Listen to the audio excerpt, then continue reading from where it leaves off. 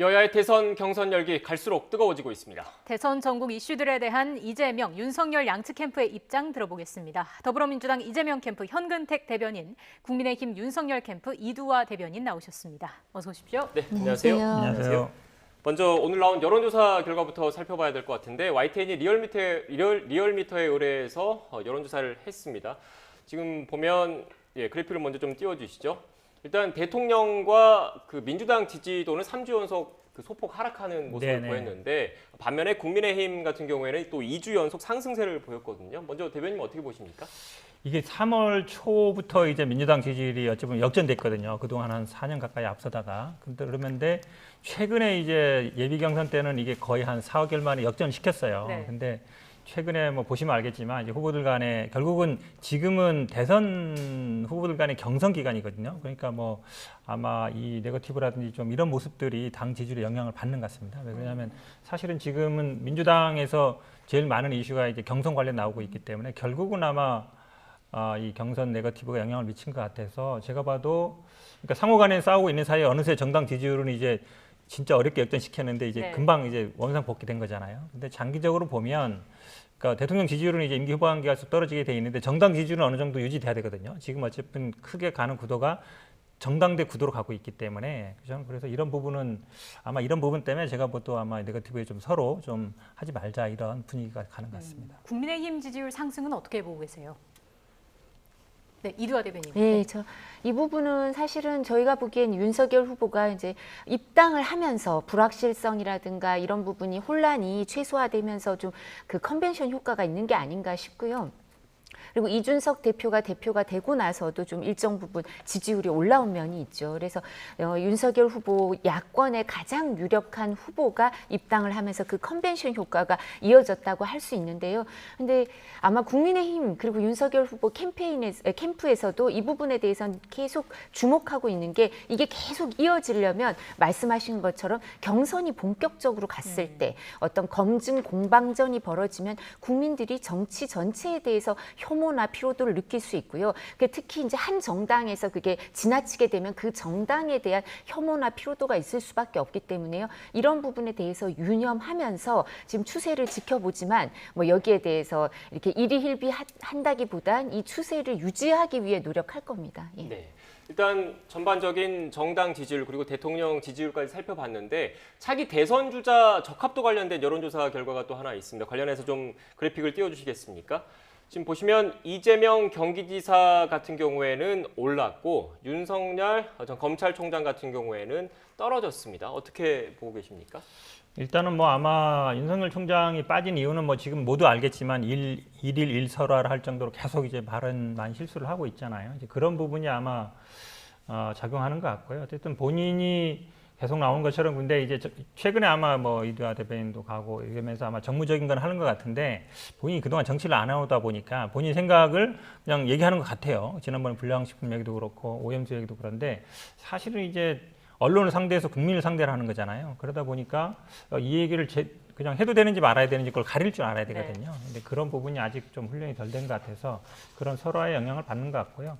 이재명 후보랑 지금 이낙연 후보는 소폭 상승했는데 사실은 요 격차가 이제 좀 좁혀지다가 좀 다시 어느 정도 좀 고정화되는 것 같고, 그러니까 이낙연 후보 입장에서는 어쨌든 이재명 후보를 따라잡아야 되는 것이고 이재명 후보의 숙제는 또 이게 한 30%, 35% 이렇게 어찌 보면 올라가야 되는데 그 부분이 숙제가 있는 거거든요. 그러니까 아마 민주당 후보는 두 분 다 이제 숙제를 갖고 있는 것 같습니다. 이 역시 앞으로의 추이를 지켜보는 게 더 중요할까요? 예. 그리고 지금 8월 7일 이제 이게 6일, 7일 조사죠. YTN에서 의뢰한 거는. 근데 저희가 이제 캠프에서 갖고 있는 다른 8월 7일 조사 같은 것도 있습니다. 뭐 원용을 할 수 없겠죠. 왜냐하면 이게 화면이 준비가 안 되셨으니까 전반적인 수치를 말씀드리자면 여기서는 그 8월 6일, 7일 조사 한국사회여론연구소 YTN에서 의뢰한 거는 이재명, 윤석열 후보가 거의 오차 범위 내에 붙어 있어요. 근데 8월 7일 조사한 다른 그 조사에 의하면 이제 거의 차이가 꽤 나는 그런 여론조사 결과도 있으니까 윤석열 후보한테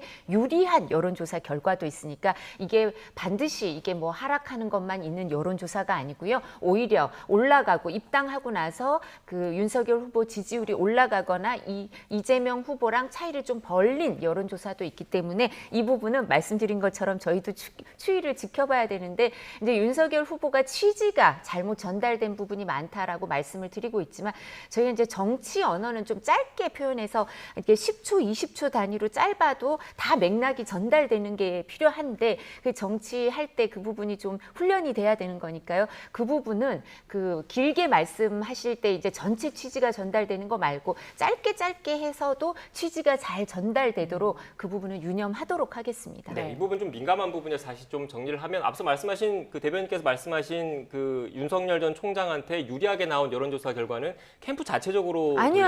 건가요? 제가 말씀드릴게요. 네. PNR 여론조사고요. 미래한국연구소가 의뢰한 여론조사입니다. 8월 네. 7일 날 조사한 여론조사지 저희 캠프 내에서 한 여론조사를 말씀드리는 게 아니고요. 영남일보 언론에 발표도 된 네, 여론조사입니다. 관련된 내용은 또 그 여론조사 심의위원회 홈페이지 가면 확인할 네, 수 있는 확인할 부분이고요. 수 있습니다. 그리고 앞서 또 그 현 대변인께서 이재명 경기지사와 이낙연 후보 측 지지율을 언급을 하시면서 좀 고착화된 듯한 그 이낙연 그 전 대표의 지지율이 고착화된 듯한 이런 표현을 쓰셨는데 또 이낙연 전 대표 측에서는 또 다른 입장을 가질 수 있으니까 그건 또 여론조사 기관마다 그리고 여론조사 기간 또 문항에 따라서 그 전반적인 그 구체적인 수치가 다를 수 있다는 점을 다시 한번 말씀드리겠습니다. 네. 보통 뭐 방송에서요. 이게 방송에 안 나오는 여론조사는 굳이 얘기할 필요가 없어요. 그럼 이제 복잡해지거든요. 네. 그러니까 이 안에 갖고 얘기하는 게 제가 보기엔 맞는 것 같습니다. 네. 알겠습니다. 자, 좀 본격적으로 얘기를 나눠보겠습니다. 지금 여권과 야권에서 각각 지지율 1위를 달리고 있는 이재명 지사 그리고 윤석열 전 총장을 향한 다른 주자들의 견제 수위도 갈수록 높아지고 있는데요. 여야 모두 당내 기싸움이 거센 상황입니다. 민주당에서는 이재명 지사가 네거티브 일체 중단을 꺼내놨습니다. 이 지사의 긴급 기자회견 내용 그리고 이낙연 전 대표와 캠프 측의 반응까지 듣고 돌아오겠습니다. 저는 오늘 이 순간부터 실력과 정책에 대한 논쟁에 집중하고 다른 후보님들에 대해서 일체 네거티브적 언급조차 하지 않을 것을 선언합니다.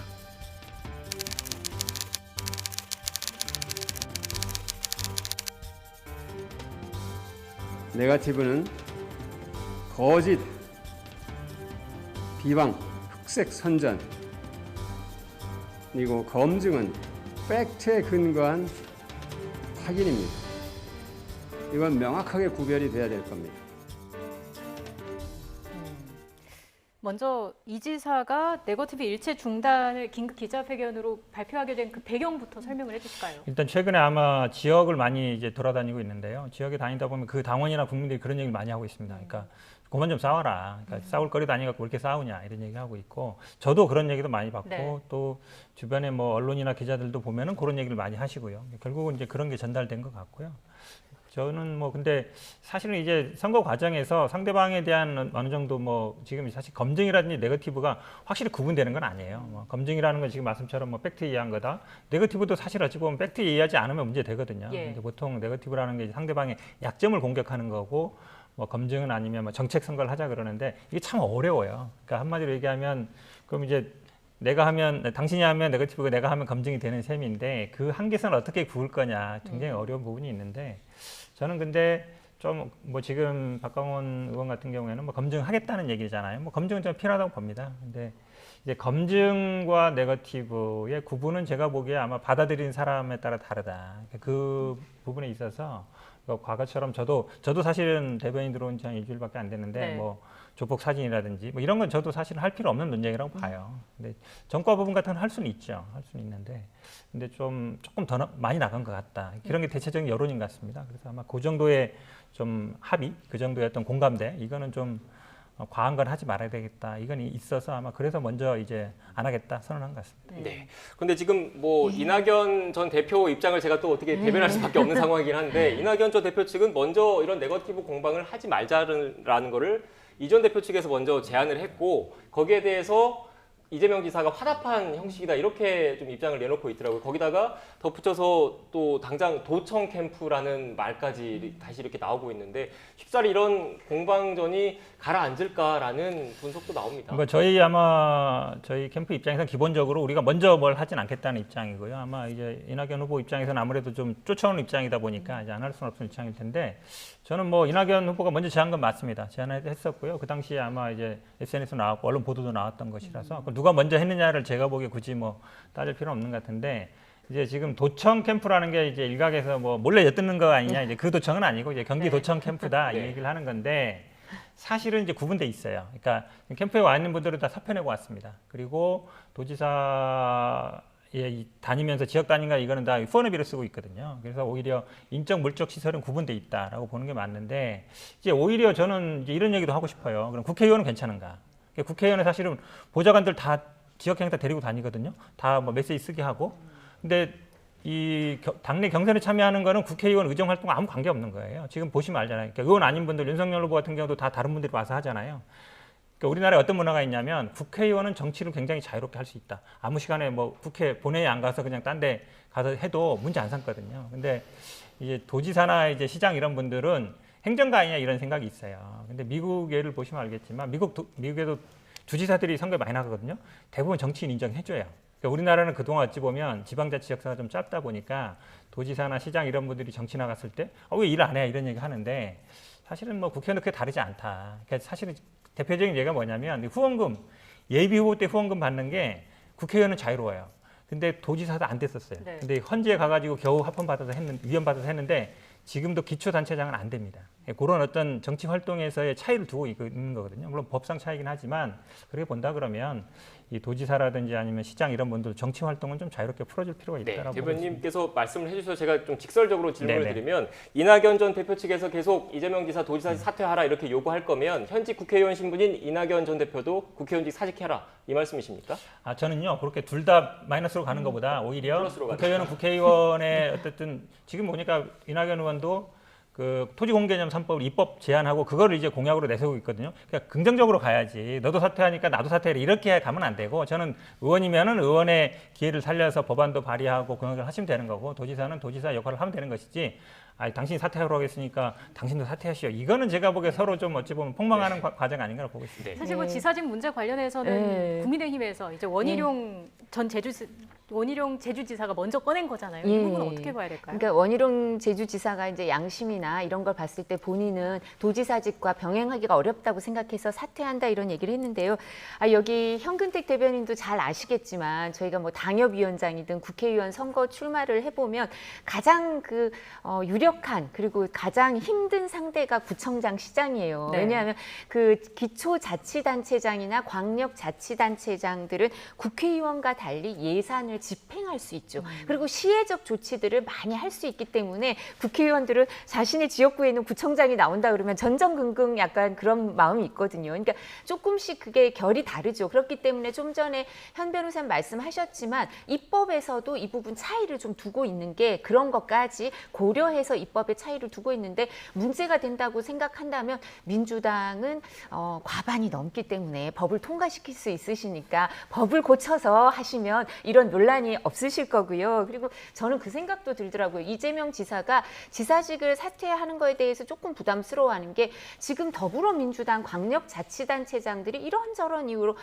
중도 사퇴를 많이 하셨어요. 그리고 정말 결이 다른 거죠. 결이 다른 건데도 같이 이름이 오르내리는 것도 조금 불편하지 않을까. 오고돈, 박원순, 안희정, 그다음에 김경수까지 다 사퇴하셨죠, 중도에. 그래서 거기다가 이제 이재명 뭐 이렇게 연달아 가는 건 좀 모양새가 안 좋다고 생각하시는 것도 조금은 있지 않을까. 뭐 조금입니다. 그러고 그런 불편함도 있고 또 근데 이 부분에 대해서 그 시혜적 조치라는 얘기가 나올 수밖에 없는 게 저희가 뭐 뒤에 얘기 나오겠습니다만 경기도는 그 88%가 아니라 여야 정부 다 합의한 재난지원금보다 더 폭넓게 100% 지원을 한 해 만에 이런 얘기까지 나오니까 네. 광역자치단체장이 실제로 할 수 있는 일들에 대해서 이제 다른 후보들이 위협의식을 느껴서 문제 제기를 하는 게 아닌가 싶습니다. 네, 이 부분에서는 좀 또 이재명 지사의 입장에서 또 말씀을 좀 드릴 필요도 있을 것 같아서 네, 제가 현재 좀, 공직선거법상 지금 석 달 전까지만 그렇죠. 사퇴하면 네. 법적으로는 문제 없는 그렇죠. 거죠? 90일이니까요. 12월 9일까지만 사퇴하고 통상 아마 제가 봐도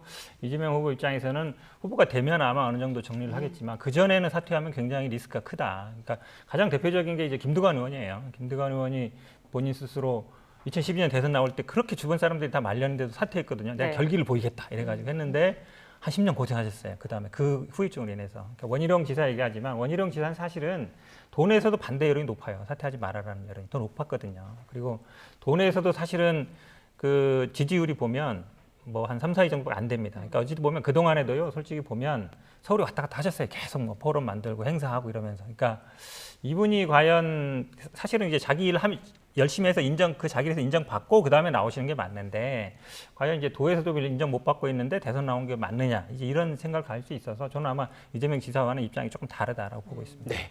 또 이 부분에서 또 이재명 지사에 대한 비판적인 질문도 하나 좀 드려야 될 것 같은데, 지금 12월 9일까지만 사퇴하면 되는 거지 않습니까? 그런데 그 전에 민주당 대선 후보는 결정이 됩니다. 만약에 가정을 전제로 이재명 지사가 뭐 대선 후보가 된다면은 뭐 사퇴를 하고 대선을 나가겠지만, 사퇴를 안 그 대선 후보가 못 됐을 경우에는 경기지사직이라는 그런 타이틀을 갖고 내년 지방선거가 있을 때까지 정치적인 입지를 계속 유지하려는 것 아니냐. 쉽게 얘기해서 두 마리 토끼를 다 갖고 있으려는 거 아니냐라는 비판적인 시각도 있더라고요. 아니, 그렇게 얘기하면 국회의원도 마찬가지예요. 국회의원 사퇴 안 하고 그냥 있는 것도 만약에 되면은 그냥 사퇴하고 나가겠죠. 아니, 네. 국회의원직 갖고 나가는 사람 없잖아요. 네. 되면 나는데 안 되면 국회의원직 유지하는 거잖아요. 네. 마찬가지예요. 그러니까 그거를 가지고 뭐 보험 들었다, 찬스 들었다 하는 거는요, 기본적으로 정치적인 게 아닌가 하고, 지금 아빠 말씀처럼 그게 정확한 게요.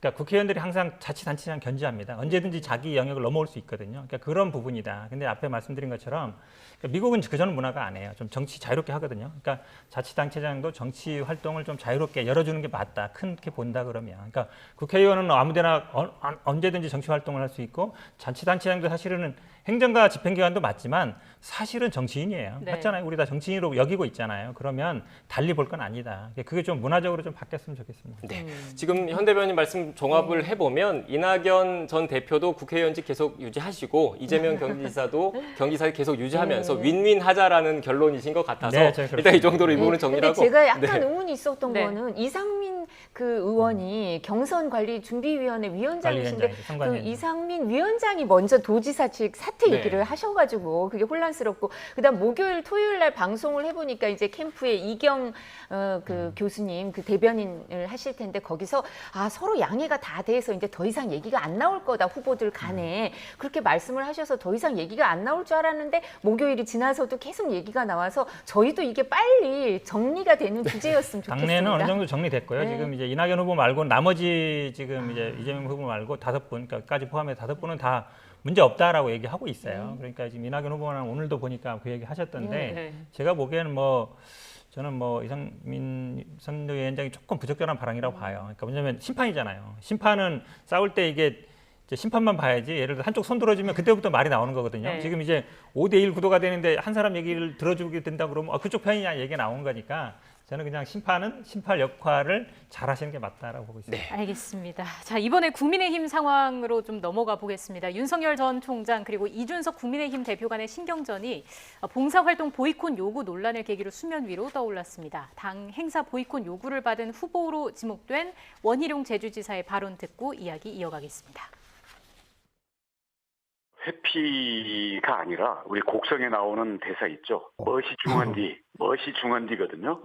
지금 경선이 이제 막 시작 단계고, 네. 이제 원팀 정신을 제가 누구보다도 강조하고 있는 입장에서 네. 뭐 이러한 선거를 치르다 보면 많은 일들이 있을 수 있는데 이런 점을 가지고 일일이 얘기하는 것이 우선 멋이 중헌디에서 저의 우선순위에 맞지 않다라는 말씀이고요.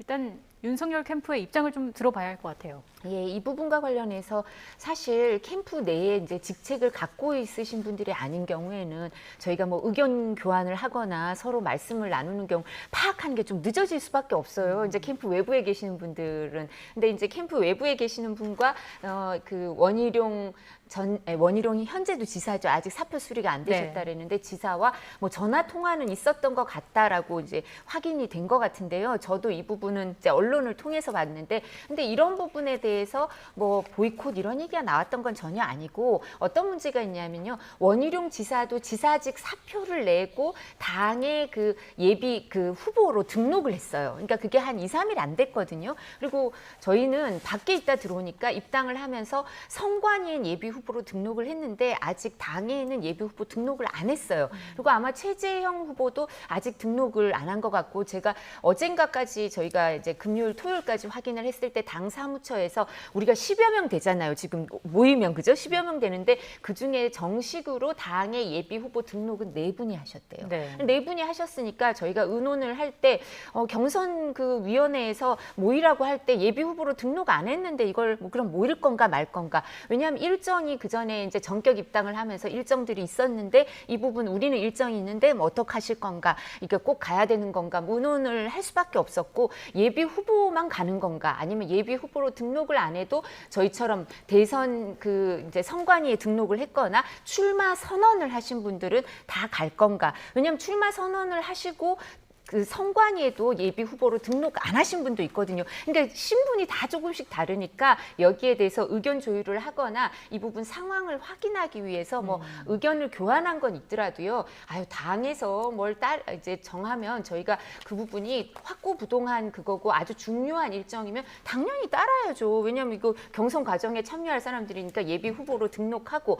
그 다음에 당에서 일정이 중요한 일정들이 있으면 거기에 대해서 따르는 게 입장입니다. 네, 지금 말씀하신 걸 들어보면 이렇게 이준석 대표와 윤석열 전 총장 측의 갈등, 신경전으로 이렇게 언론사들이 제목을 뽑는 거는 지나치게 확대 해석한 거다 이런 말씀이신 건가요? 예, 그리고 이 부분은 이제 언론이 그런 게 있는 것 같아요. 이제 여당은 쓸 게 많으시잖아요. 뭐 저도 조폭하고 어떤 분은 조폭이라고 알려진 사진, 아까 조폭 사진이라고 우리 대변인께서 말씀을 하셔서 그 문모 회장하고 어떤 사람은 손을 꼭 잡았네, 어떤 사람은 사진을 2번 찍었네. 뭐 저희가 알고 싶지도 않고 뭐알 수도 없는 건데 막 알려지더라고요. 그런 것처럼 여러 가지 얘기가 있는데 뭐 저희는 아직 별로 없잖아요, 그죠? 그래서 이런 부분을 좀 호기심이 많고 또 이런 게 기사에 이제 그게 그 뉴스 그 활성화가 된다고 생각하시니까 좀 이런 부분을 쓰시는 거 아닌가 싶은데 실제는 당의 대표와 그 대선을 준비하는 후보는 그 결이 다르죠. 해야 할 일들이 다르고 당대표는 경선을 공정하게 관리해서 네. 정권 교체를 이루고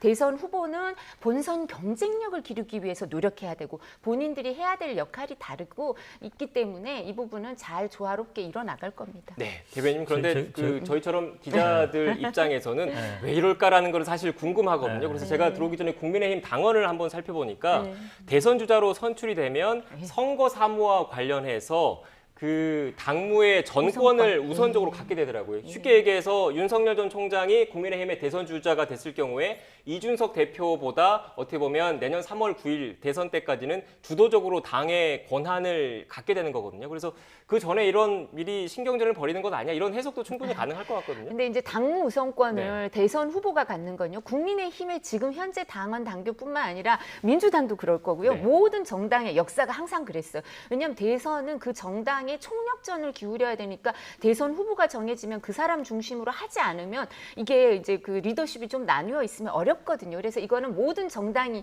우리나라 제가 알기로는 역사가 다 그랬고 지금 민주당도 그렇고요. 근데 이 부분에 대해서 말씀하신 것처럼 당무 우선권은 넘어갈 수밖에 없죠. 정당의 그 숙명으로 구조적으로 넘어갈 수밖에 없는데 이런 부분에 있어서 근데 당대표는 경선을 공정하게 관리하고 당대표 입장에서는 모든 후보들이 파일을 우리 외연 확장을 많이 시키기 위해서 우리가 뉴스에도 계속 나왔으면 하고 이런 부분에 대해서 또 중점을 두다 보니까 시각이 어떻게 하면 우리의 외연을 확장하고 그다음에 이 부분에 있어서 뉴스 지면을 좀 차지하나 방송국에 이거 이렇게 우리가 방송에서 좀 차지하나 밀리거든요. 민주당에. 민주당이 워낙 화제거리가 많아서 뭐 그런 생각이 조금 다를 수는 있지만 가는 방향, 바라보고 있는 방향은 같다고 말씀드립니다. 저는 좀 생각이 좀 다른데요. 왜냐하면 이제 너무 좋게 말씀하시는데 만약에 김종인 비대위원장이 당대표였어도 만약에 당대표가 없을 때 입당했을까?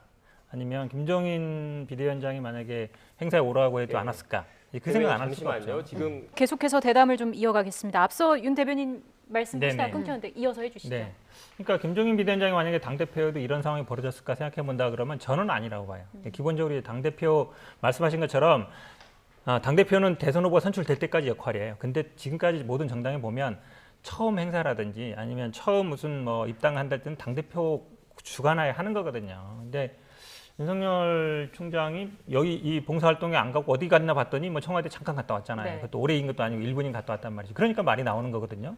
아니 거기 갔다 올 시간이 있으면 왜 여기는 안 왔냐 이 얘기 나오는 거니까 차라리 뭐 다른 뭐 지방을 갔다든가 이랬으면 모르겠지만 그래 본다 그러면 사실은 신기영전인데 너무 빠르다.